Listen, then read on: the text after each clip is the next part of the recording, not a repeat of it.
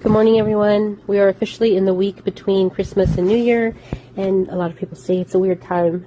It feels like a corridor of nebulous energy. We don't quite know what to do with ourselves, and that's because we're just supposed to rest and reflect and allow the things that want to come up into our consciousness to come up, for us to just observe, understand, accept, and if at all possible, to complete and wrap up any loose ends, whether internally or externally or both.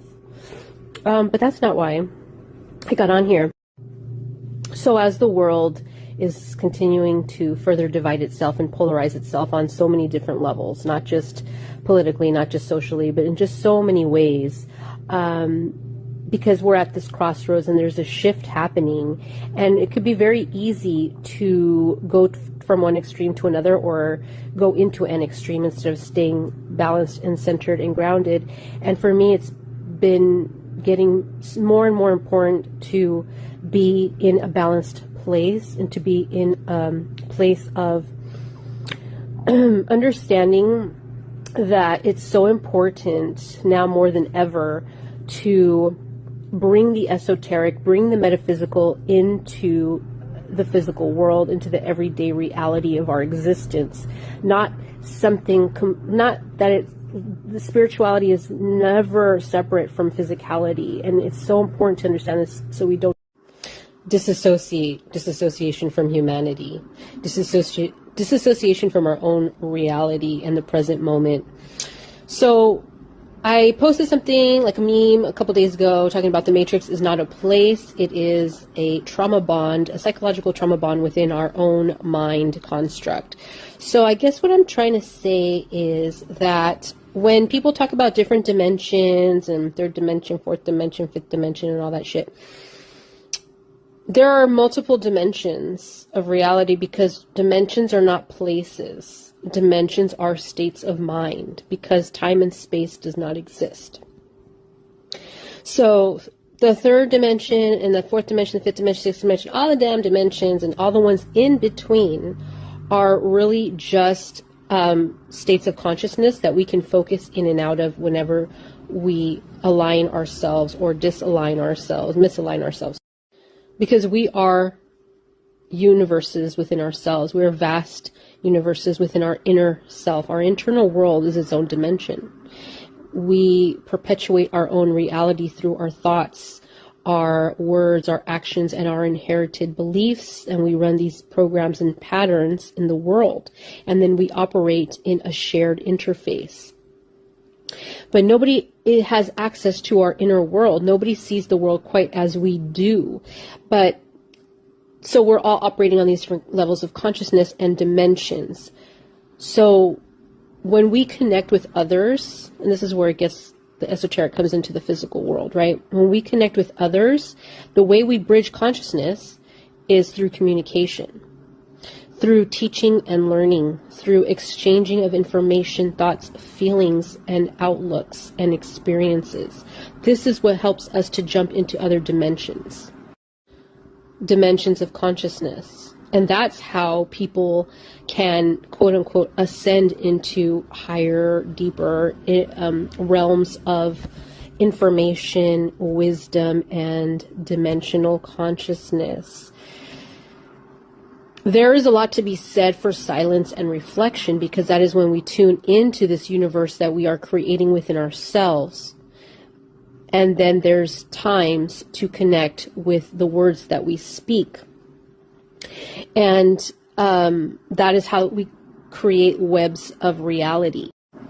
So if we see communication as building these invisible bridges between worlds, portals into other people's realities, into our own reality, then there's something to be said about truth and honesty, and desire to be honest, truthful, vulnerable, and intimate in ways that allow us to connect to others. Because we create worlds and dimensions and bridges into dimensions through the words we speak and the words we hear. to put it simply. There's other ways to communicate, but truth is what will bring us together. Honesty is what brings us together to create unification in this wide world of webs, right? People have a problem communicating properly, and that's because they haven't taken the time to communicate with themselves, to listen to themselves and talk to themselves in a way that breeds, or that way that feels like honesty and compassion, even through the hard parts. When we do that, the more we do that, the more we can show up for other people. And that is what creates unity and connection, even if it's uncomfortable for the other person. What you're doing is piercing through their bubble, their ego that is protecting their own universe, their own reality. And when people push back, it's because they don't want to create that bridge to your dimensional reality. But that creates disharmony and fragmentation and disassociation that we are experiencing in this world. And dishonesty creates a labyrinth of broken bridges within the body, heart, mind, and soul within us, and out in the web of life, connecting us to the other universes that we interact with on a daily basis. There's a lack of resonance within the vibrational field in that web of consciousness. And so that's creating that sense of separation. Lies create incomplete worlds that bring in illusion. And a lot of people do this on a daily basis.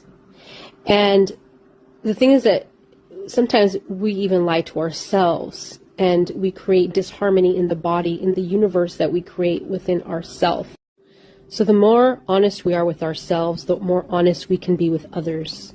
So we have to be able to have the courage to be uncomfortable and courageous and steadfast or dedicated to untangling the webs that we have created within ourselves, where our ego has hidden the truth of why we do things, how we do things, and why and how things were done to us, and why and how we do the things that we do.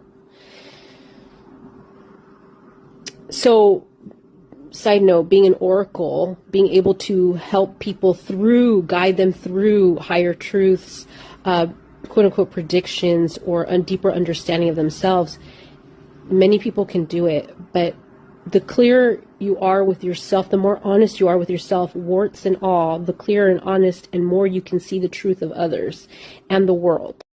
And right now people are speaking their truth, and very angrily, and there's a lot of opposing belief systems and ways of seeing the world and opinions and values, and you know what, and that's why it feels like a crazy ass scrambled egg right now.